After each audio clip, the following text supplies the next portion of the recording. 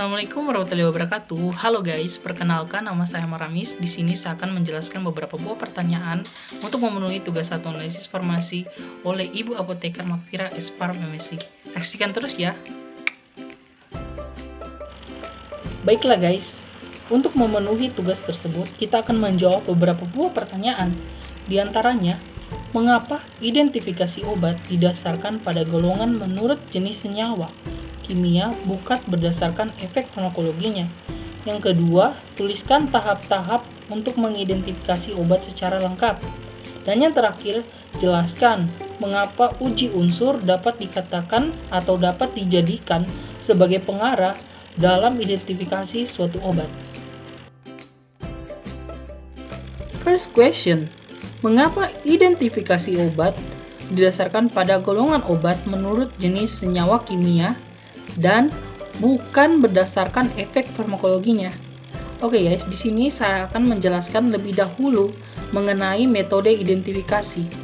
Metode identifikasi merupakan bagian dari analisis secara kualitatif, yaitu untuk mengetahui ada tidak suatu zat di dalam sebuah sampel atau sebuah obat.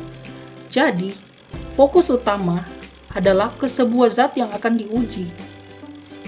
Mengapa harus berdasarkan pada golongan obat menurut jenis senyawa secara kimia dan bukan berdasarkan efek farmakologi? Yaitu karena suatu obat atau suatu sampel terkadang memiliki struktur kimia yang sama. Jadi dengan hal tersebut dapat memudahkan untuk mengetahui atau dapat mengidentifikasi suatu zat dalam suatu sampel atau suatu obat. Jika diidentifikasi secara efek farmakologi, setiap obat atau sampel yang diuji pasti memiliki efek farmakologi yang jauh berbeda. Nah, biasanya efek farmakologi ini digunakan dalam identifikasi secara kualitatif, yaitu biasanya berdasarkan kadar suatu obat, jadi memiliki efek farmakologis yang sama. Next question, tuliskan tahap-tahap untuk mengidentifikasi obat secara lengkap. Yang pertama, terdapat uji pendahuluan. Di dalam uji pendahuluan terdapat 4 tahap lagi, di antaranya uji organoleptik.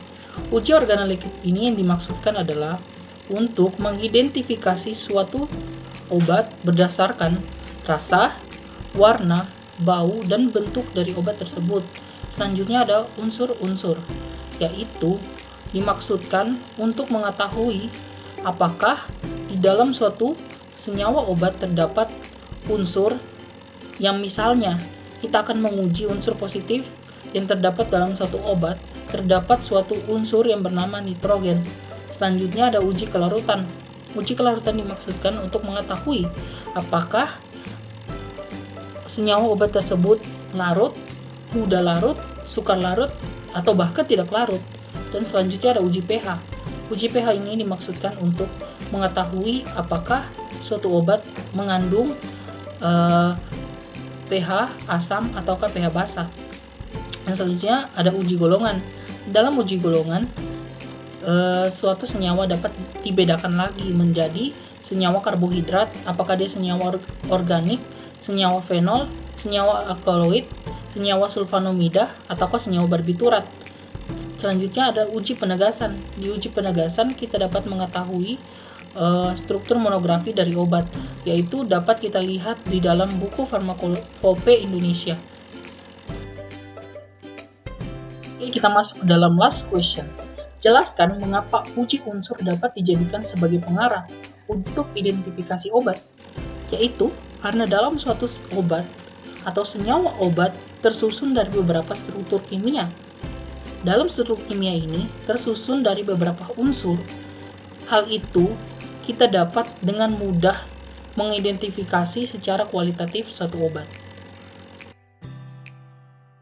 Baiklah guys, terima kasih yang telah menonton. Jangan lupa ya di like dan di komen. See you!